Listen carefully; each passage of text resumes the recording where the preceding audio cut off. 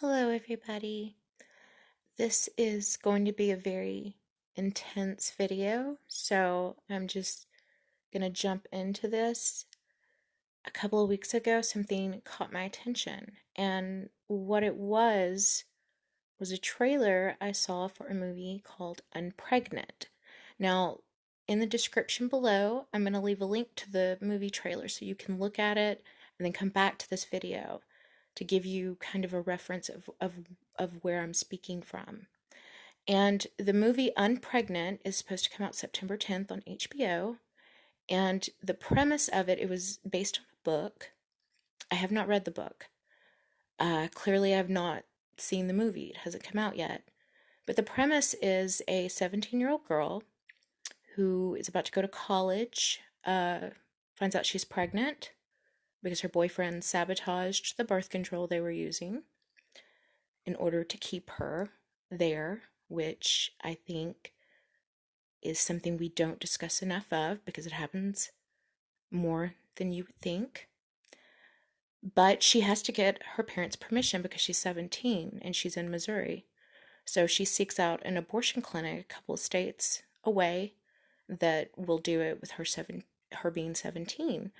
So she turns to her ex-best friend for help to go with her, to take her to the abortion clinic. And it's being marketed as like a road trip comedy. And that could change, but that's where it stands right now. And it just, watch the trailer and you'll get a good idea. But there is an issue with this. And I have a unique perspective on it because I have been to abortion clinics. And my first experience was with one of my best friends who found out she was pregnant, scheduled the procedure, and needed a driver because they do give the mothers anesthesia during the abortion. And she had someone to drive her. But I thought, I've got a couple of hours. This is pretty far away where we're driving. So, I can talk and pick and choose my timing to, just let her know I'm there, and there's until it's done, you can always turn back, And this is where we were, is a very long road trip for an abortion.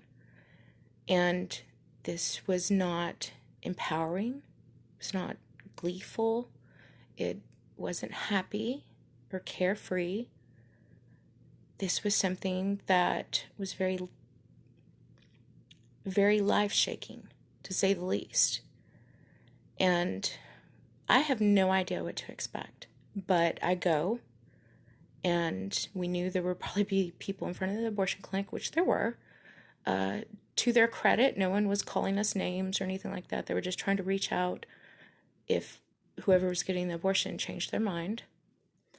And I don't know what to expect. None of us do.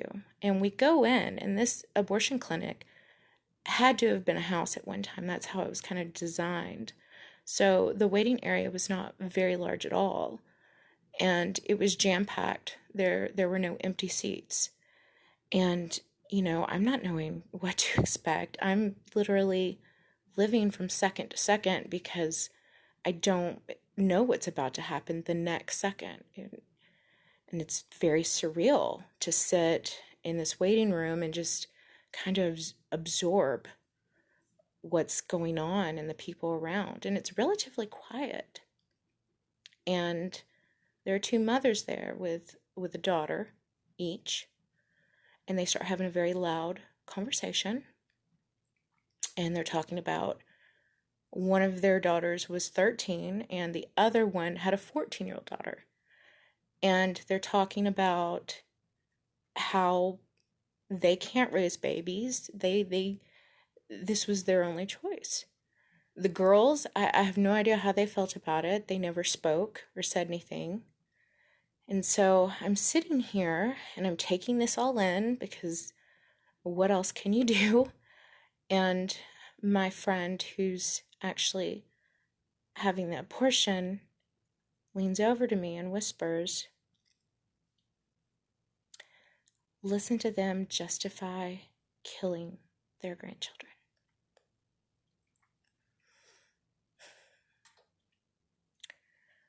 So I removed myself from the waiting room because I was about to break down, and a friend and I, we go outside, we get some air, and there are protests, the same people are out there, and they don't know who's having an abortion. So they're just, trying to talk to me, and I'm having my back to them because I'm just thinking in my mind, I'm like, like I'm not the one having the abortion, and I'm trying to do what I think would help, but I can't discuss that with them. That just, it was not a situation to do that. So we quickly go back in and sit down, and her name is called, and I look at her, and I give her this one last look. I'm just like, and I'm like, you don't have to do this. And she looks at the floor, stands up, and goes back to the room and has the procedure. She texts me about 15-20 minutes later and lets me know the procedure's done. I'm okay. And I proceed to become completely and absolutely positively numb. We leave. I mean, the burden didn't leave us when we left that abortion clinic. It stuck. And it was very awkward, very uncomfortable, and all three of us were not in good spirits. That's safe to say. The other experience I did have with an abortion clinic was, again, best friend who called me and said, I had a miscarriage. I have this appointment today. I don't have a car. Can you please take me? And I'm thinking in my head, I'm like, okay. So I go and pick her up, and we go many, many hours to this abortion / miscarriage clinic. And the building is completely different than the other abortion clinic. This is a very pretty, pristine building.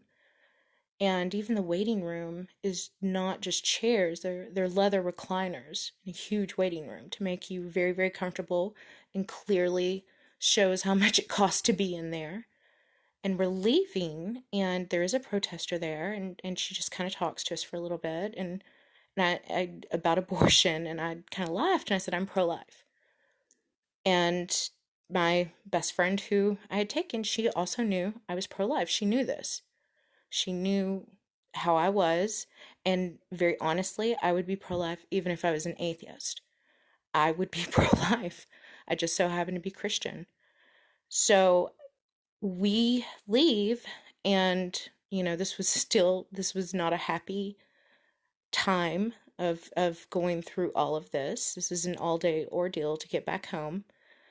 And then when I get her to her destination, lo and behold, a situation presents itself where I am in a life-altering situation beyond what had just happened that day. And it was extraordinarily shocking, the events that laid out over the next couple of hours. And I'm thinking in my head, I'm like, no good deed goes undone. But I accepted it for what it was, and it did affect me. It did affect my family profoundly. And a month later, her boyfriend and her get in a fight, and he calls me and he says, she didn't have a miscarriage, and she wasn't just a couple of months long. She had an abortion, and she was over 5 months pregnant. How? I didn't know. But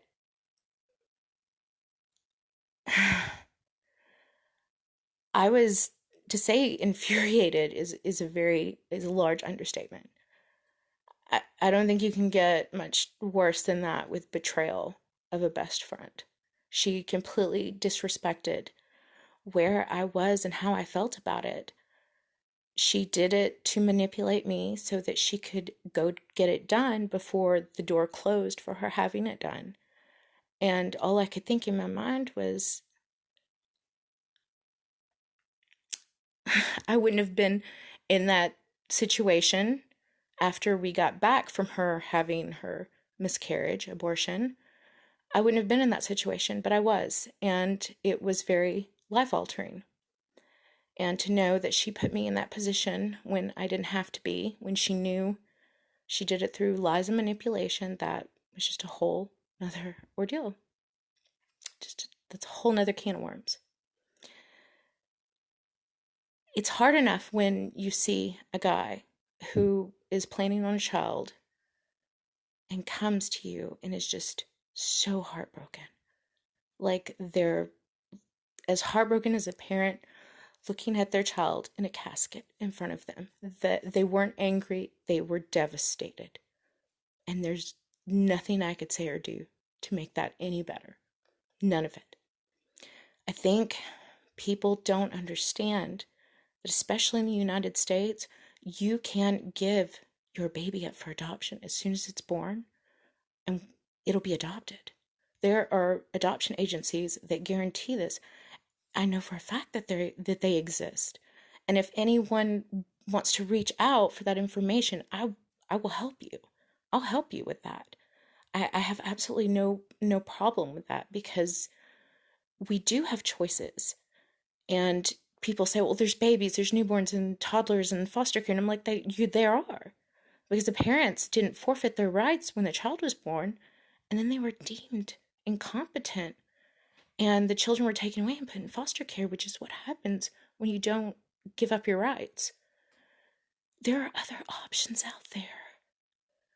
And we are these incredible, strong, beautiful creatures that are capable of so much more than I think that we give ourselves credit for. This is a hard topic. It is. But there are other options, you know? We aren't alone. We're certainly not alone when we have friends. We need to talk about this a little more, not yell at each other, talk about it. So in the description, I'm going to have a lot of different sources. And in the comment section, I would please ask you to be very respectful. You can give your opinion, that's great, but be respectful, okay? That's what it needs. That's how it needs to be. These women are not monsters. Most of them. Some of them are just bad people. But they're people that, most of them, they don't think they have another choice.